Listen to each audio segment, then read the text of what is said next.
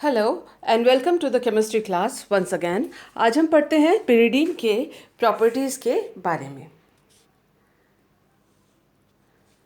इससे पहले कि हम इसकी प्रॉपर्टीज़ के बारे में पढ़ें, आइए जान लेते हैं एक बार फिर कि पिरिडीन के यूज़ क्या क्या हो सकते हैं और पिरिडीन इतना इम्पॉर्टेंट क्यों है, क्यों इसके बारे में हम पढ़ें। So pyridine is important for synthesis of various organic compounds. Pyridine जो है विभिन्न प्रकार के ऑर्गेनिक कंपाउंड्स कार्बनिक यौगिकों के संश्लेषण में काम आता है। Pyridine is used as antiseptic in dental care products. दांत के रख रखाव के लिए, एक दांतों के रख रखाव या उनकी सुरक्षा के लिए, दांतों का केयर करने के लिए एंटीसेप्टिक के रूप में भी पिरिडीन का इस्तेमाल होता है।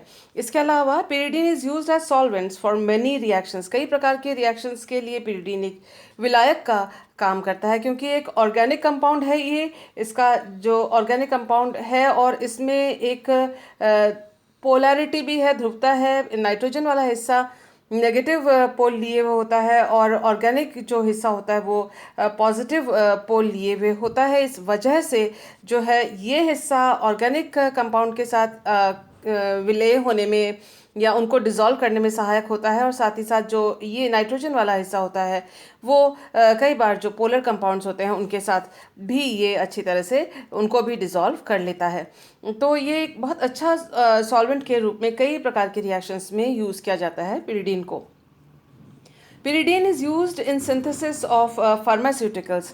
दवाई के इंडस्ट्री में, दवाई के उद्योग में भी, फार्मेसी में भी इसका पिरिडीन को सिंथेसिस या संश्लेषण के लिए पिरिडीन का उपयोग किया जाता है।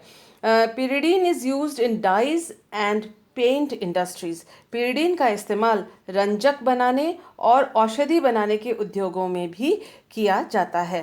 Pyridine is used as disinfectant. ये इन्फेक्शंस ना हो, साफ सफाई और माइक्रोब्स को दूर रखने के लिए जो केमिकल्स यूज़ होते हैं उसमें भी पिरिडीन का इस्तेमाल किया जाता है।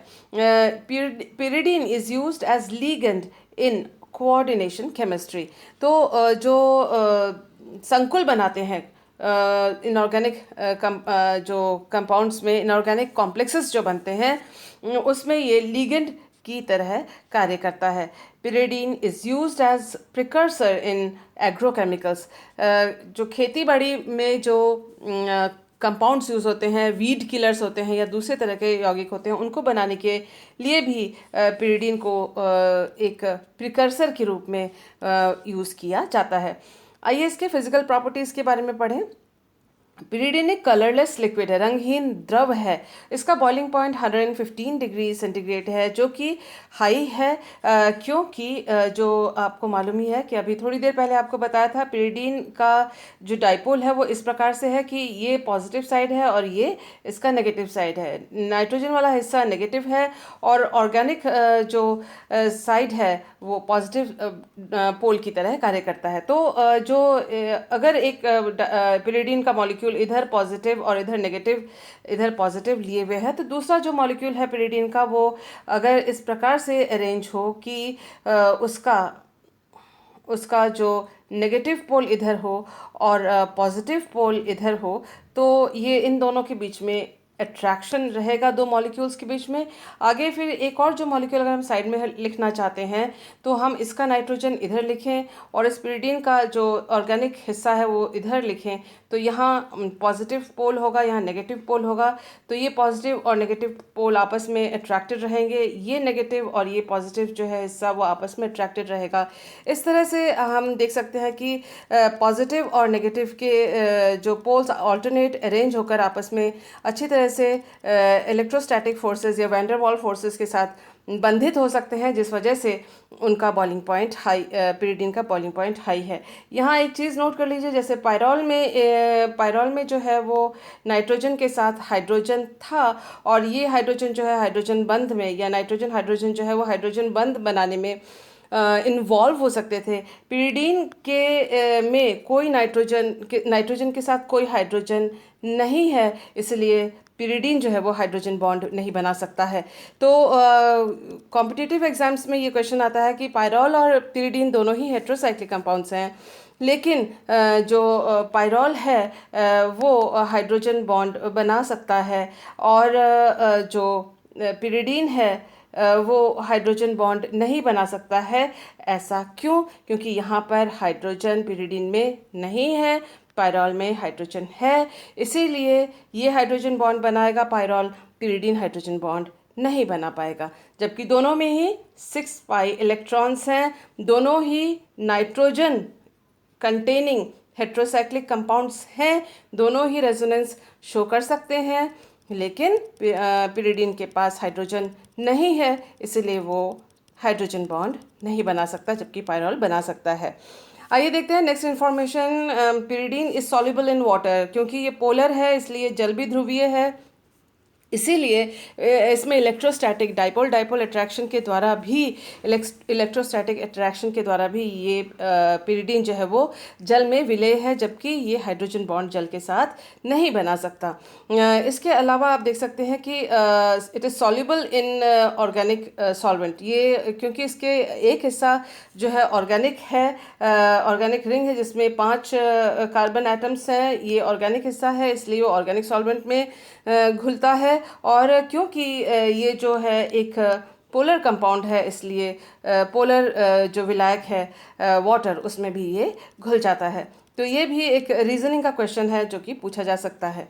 पंजेंट स्मेल सोर पट्रेड फिश लाइक ओडर, उसका मतलब ये है कि तीखी गंध है, अप्रियकर, खट्टी और सड़ी समान मटेरियल के जैसे या फिश जैसे खट्टी सी स्मेल, अप्रियकर गंध इसमें होता है। स्ट्रक्चर ऑफ पिरिडीन पढ़ते हैं। स्ट्रक्चर ऑफ पिरिडीन पढ़ने से पहले देखने से पहले डायग्राम को पहले हम कुछ बातें जान लेते हैं। All carbon and nitrogen in pyridine are sp2 hybridized, ये ध्यान रखने वाली बात है, सारे sp2 हाइब्रिडाइज्ड हैं एटम रिंग के अंदर।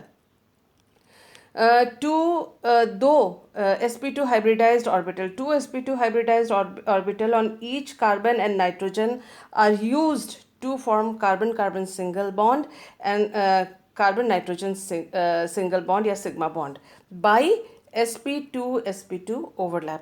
तो जो प्रत्येक कार्बन और नाइट्रोजन पर दो sp2 hybridized orbital sigma bond बनाते हैं, एक सिग्मा बॉन्ड सी सिग्मा बॉन्ड बनाते हैं, और जो नाइट्रोजन के साथ है वो CN बॉन्ड भी बनाते हैं, और ये जो बॉन्ड सिग्मा बॉन्ड है वो sp2 के अतिव्यापन या ओवरलैप के द्वारा बनता है। The third sp2 on each carbon atom, जो तृतीय जो या थर्ड जो sp2 ऑर्बिटल है हर एक के ऊपर, क्योंकि sp2 है तो 3 ही होंगे, एक s और 2 p से मिलकर बनते हैं, तो जितने एटॉमिक ऑर्बिटल होते हैं उतने ही मॉलिक्यूलर ऑर्बिटल होते हैं। तो 3 sp2 ऑर्बिटल में से 2 का तो हमने पता कर लिया कि 2 सिग्मा बॉन्ड्स बनाने में इन्वॉल्व होते हैं, और जो बाकी जो तीसरा है हर कार्बन के ऊपर, वह एक सिग्मा बॉन्ड बनाता है हाइड्रोजन के साथ, और ये जो हाइड्रोजन के साथ सिग्मा बॉन्ड बनता है वो कार्बन के sp2 और हाइड्रोजन के s ऑर्बिटल के ओवरलैप या अतिव्यापन के द्वारा बनता है। The unhybridised p orbital on each carbon and nitrogen atom, जो असंकरित अनहाइब्रिडाइज्ड p ऑर्बिटल है प्रत्येक कार्बन और नाइट्रोजन के ऊपर, is perpendicular to the plane of the ring, वो वलय के 90 डिग्री पे है। तो सारे p ऑर्बिटल्स जो हैं इस तरह से 90 डिग्री पर हैं, और ये इनमें हर एक में एक एक इलेक्ट्रॉन है, और ये आपस में ओवरलैप होकर पाई इलेक्ट्रॉन क्लाउड बनाते हैं।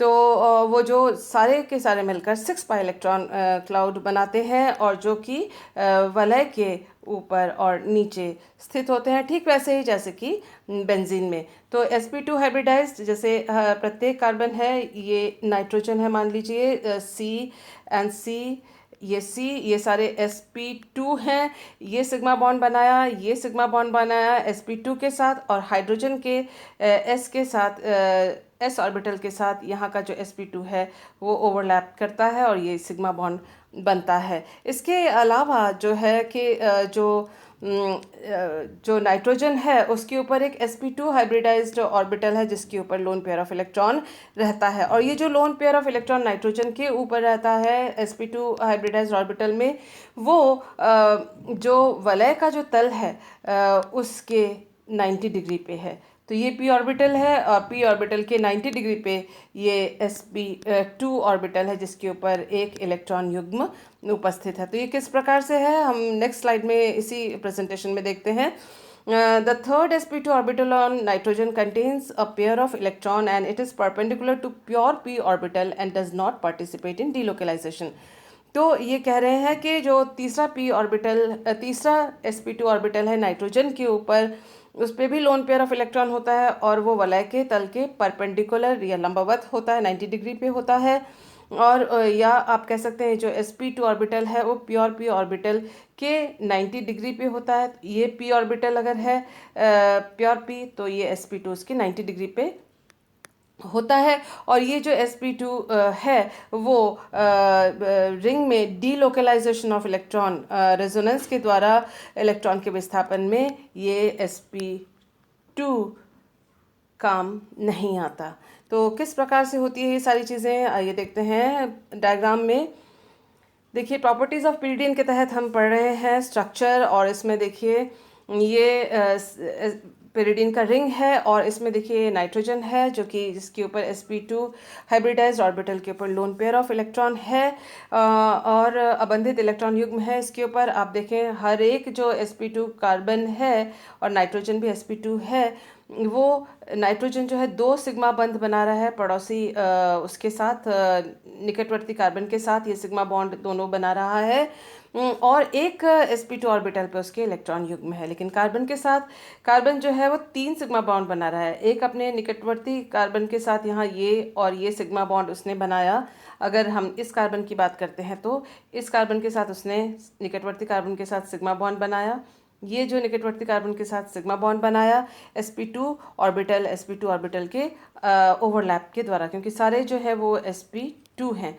तो और एक तीसरा जो सिग्मा बॉन्ड वो बना रहे हैं ये वाला जो कार्बन, वो s ऑर्बिटल हाइड्रोजन के साथ ये इसका sp2 अतिव्यापन होकर एक सिग्मा बॉन्ड यहाँ पर बन रहा है। तो 1 2 और 3, तो एक कार्बन जो है 3 सिग्मा बॉन्ड बना रहा है और उसके साथ एक p ऑर्बिटल है जिस पर एक इलेक्ट्रॉन यहाँ आप देख रहे हैं कि इसके ऊपर उपस्थित है। सो दीज p ऑर्बिटल्स जो इसके लोब्स हैं below the plane and above the plane, तल के नीचे और वलय के तल के ऊपर ये अतिव्यापन करते हैं और पाई इलेक्ट्रॉन क्लाउड का निर्माण करते हैं जैसा कि यहाँ पर दिखाया गया है। तो ये जो पाई इलेक्ट्रॉन क्लाउड है, ये जो p ऑर्बिटल्स जो आपस में पैरेलल हैं, ये रेजोनेंस या अनुनाद प्रदर्शित करते हैं। लेकिन इस रेजोनेंस में जो ये sp2 हाइब्रिडाइज्ड ऑर्बिटल के इलेक्ट्रॉन्स हैं वो इन्वॉल्व नहीं होते। तो रेजोनेंस में ये इन्वॉल्व नहीं होता। क्यों नहीं होता? बहुत सिंपल सा इसका रीज़न है, क्योंकि रेजोनेंस के लिए एक ही तल में सारे एक दूसरे के पैरेलल होने चाहिए। ये सारे एक दूसरे के पैरेलल p ऑर्बिटल्स हैं, जबकि यानी आप ये अगर ये तल ले लेते हैं उसी एक ही तल में सारे के सारे समानांतर हैं और जो है उस तल के जिस तल में ये p ऑर्बिटल्स हैं उसके उनके साथ पैरेलल जो है ये sp2 हाइब्रिडाइज्ड नहीं है, ऑर्बिटल नहीं है। तो ये ऑर्बिटल क्योंकि इनके 90 डिग्री पे है तो p के साथ sp2 का ओवरलैप नहीं हो सकता और रेजोनेंस के लिए ओवरलैप होना ज़रूरी है। तो इसीलिए जो sp2 ऑर्बिटल नाइट्रोजन पे जो 90 डिग्री पे है, p ऑर्बिटल्स के वो अनुनाद में इसलिए पार्टिसिपेट नहीं कर सकता क्योंकि इस sp2 का तल अलग होने के कारण ये इनके साथ ओवरलैप नहीं हो सकता और ये अनुनाद में पार्टिसिपेट नहीं कर सकता। और इसीलिए यही कारण है कि जो रेजोनेंस एनर्जी है वो 27 किलो कैलोरीज पर मोल है, जो कि बेंजीन की तुलना में pyridine का जो रेजोनेंस एनर्जी है वो कम है।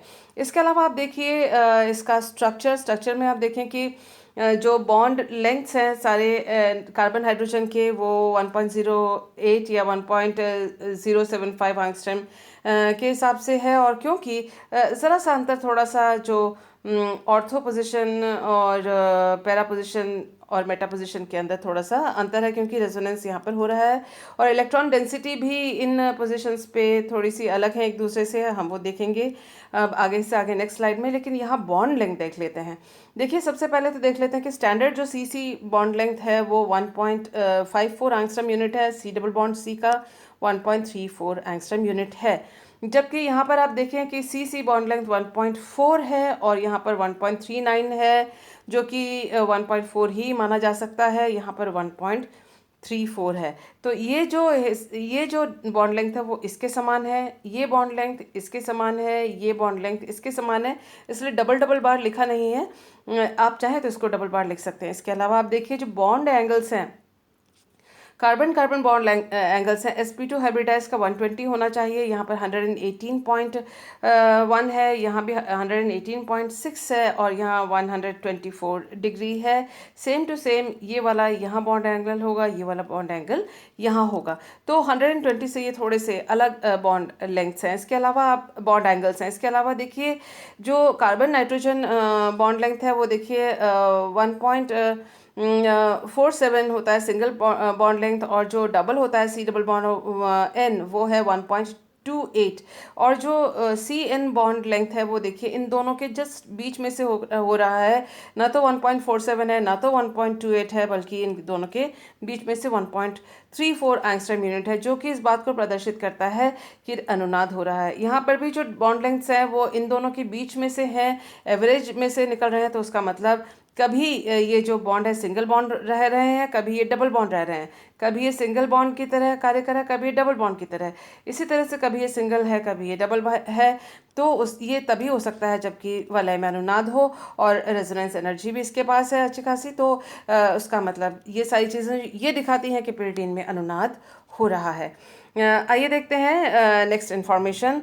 देखिए बड़ा इंटरेस्टिंग इन्फॉर्मेशन मैं आपको इस वक्त दे रही हूँ। ये सारी चीज़ें आप जब इसके रिएक्शन मैकेनिज्म्स वगैरह पढ़ेंगे, इसके प्रॉपर्टीज़ पढ़ेंगे, केमिकल रिएक्शंस पढ़ेंगे, तब ये आपके काम में आएंगी। इसके अलावा ये जो जानकारियाँ हैं आपके कॉम्पिटिटिव एग्जामिनेशंस के नज़रिए से भी इम्पॉर्टेंट जो जानकारियाँ हैं। आप NMR पढ़ ही चुके हैं, इससे पहले एक यूनिट हमारा फिनिश हो चुका है। तो ये NMR सिग्नल में देखिए 3 तरह के प्रोटॉन्स हैं, क्योंकि 3 प्रकार के सिग्नल्स हैं। और देखिए ये ऑर्थो जो दो ऑर्थो हैं वो 2 प्रोटॉन का सिग्नल देंगे। उसी तरह से 2 मेटा है वो भी 2 प्रकार का सिग्नल देंगे। और इन दोनों के बीच का जो इंटरमीडिएट वैल्यू है, देखिए ये 6.9 है और जबकि ये 8.5 है।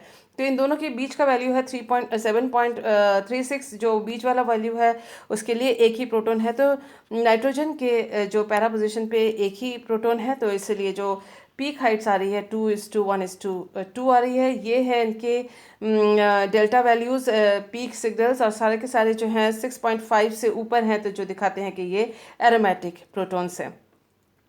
यूवी सिग्नल ये प्रदर्शित करेगा क्योंकि इसके अंदर लोन पेयर ऑफ इलेक्ट्रॉन्स भी है नाइट्रोजन के ऊपर। तो आप देख सकते हैं N2pi* ट्रांजिशन भी दिखाना चाहिए, और ये दिखाता भी है यूवी में।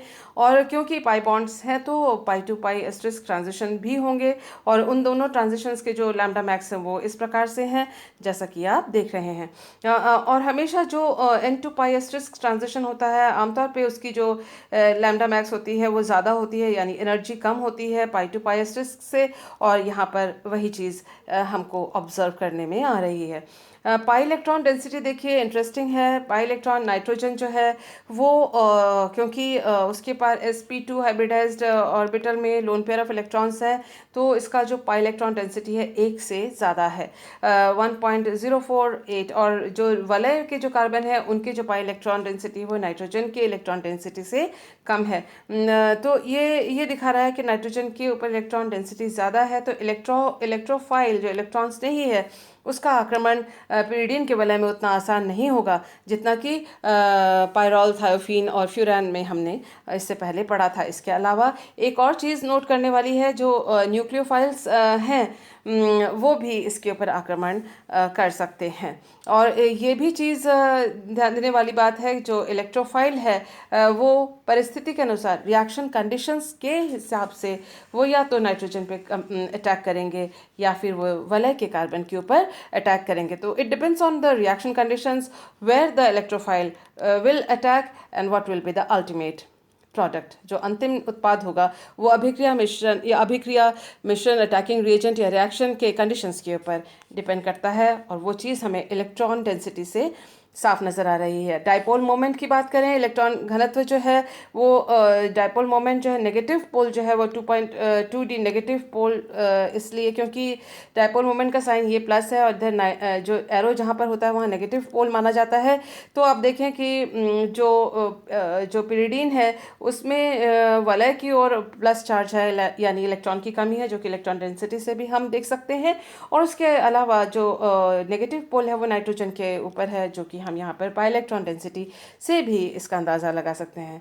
तो ये डाइपोल इधर इसलिए है, the reason being -m effect and -I effect. -I प्रेरणिक प्रभाव है नाइट्रोजन का, नाइट्रोजन कार्बन से ज़्यादा इलेक्ट्रोनेगेटिव है, तो वो इलेक्ट्रॉन्स को अपनी ओर आकर्षित करता है। जब वो इलेक्ट्रॉन को, कोई भी एटम या कोई ग्रुप जब इलेक्ट्रॉन को अपनी ओर आकर्षित करता है प्रेरणिक प्रभाव से या किसी भी इलेक्ट्रॉन डिलोकलाइजेशन से, तो उसके ऊपर जो है नेगेटिव चार्ज आ जाता है, और जिस प्रभाव के द्वारा उसके ऊपर नेगेटिव चार्ज आता है तो उस प्रभाव के नाम के आगे माइनस लगा दिया जाता है। उसका अर्थ यह है कि वो इलेक्ट्रॉन को आकर्षण कर रहा है। तो नाइट्रोजन इलेक्ट्रॉन आकर्षित करता है, माइनस चार्ज इसके ऊपर आना चाहिए, चाहे वो पार्शियल आए चाहे कंप्लीट आए। तो इसीलिए इंडक्टिव इफेक्ट के द्वारा भी इसके ऊपर -I लिखा जाता है। सिमिलरली -M मीजोमेरिज्म के द्वारा, मीजोमेरिज्म जो कि ऑल्टरनेट डबल बॉन्ड और सिंगल बॉन्ड संयुग्मन के द्वारा होता है, तो उसमें भी आप देख सकते हैं कि वो जो मीजोमेरिज्म के द्वारा भी अपने ऊपर इलेक्ट्रॉन्स को आकर्षित करता है, इसलिए -M इफेक्ट जो है वो यहाँ पर दिखाया गया है। एक और चीज़ देखिए, ये जो रेजोनेटिंग स्ट्रक्चर्स हैं नाइट्रोजन के, देखिए नाइट्रोजन ने अपनी ओर इलेक्ट्रॉन्स आकर्षित किए रेड कलर के एरो से, यहाँ दिखाया जा रहा है। तो ये इस बॉन्ड के इलेक्ट्रॉन्स, पाई बॉन्ड के इलेक्ट्रॉन्स, जब इलेक्ट्रॉन नाइट्रोजन ने अपने ऊपर लिए उसके ऊपर आ गया नेगेटिव चार्ज, और इस कार्बन पे इलेक्ट्रॉन की कमी हुई तो आया positive charge. Further electron displacement हुआ तो इस कार्बन पे इलेक्ट्रॉन की कमी हुई तो ये पॉजिटिव चार्ज आ गया, और जो पाई बॉन्ड है वो यहाँ से यहाँ शिफ्ट हो गया, जो कि नया पोजीशन है। फर्दर यहाँ से शिफ्ट हुआ तो फिर यहाँ पर आ गया सिंगल बॉन्ड, डबल बॉन्ड की जगह यहाँ डबल बॉन्ड आ गया। तो ये देखिए डबल बॉन्ड बन गया यहाँ पर, और ये आ गया पॉजिटिव चार्ज यहाँ पर शिफ्ट हो गया। और इन तीनों संरचनाओं में नाइट्रोजन के ऊपर नेगेटिव चार्ज है, जो कि इलेक्ट्रॉन डेंसिटी क्यों नेगेटिव ज़्यादा है यहाँ पर, और डाइपोल क्यों यहाँ पर 2.2 टूवर्ड्स नाइट्रोजन है, वो इस रेजोनेंस के द्वारा भी समझाया जा सकता है। तो ये सारी इन्फॉर्मेशन है। और एरोमेटिसिटी का हम देख लेते हैं। एरोमेटिसिटी ऑफ पिरिडीन हमने देखा है इससे पहले वाले स्ट्रक्चर में कि एक बार देख ही लेते हैं। इससे पहले वाले स्ट्रक्चर में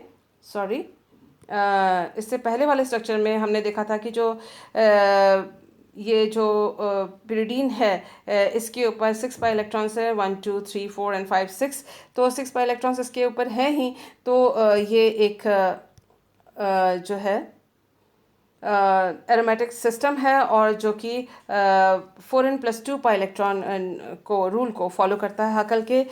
तो pyridine is a planar molecule, समतलीय मॉलिक्यूल है with cyclic delocalisation of 4n+2 pi electrons, जो कि 6 पाई इलेक्ट्रॉन है, और यहाँ n का वैल्यू है 1।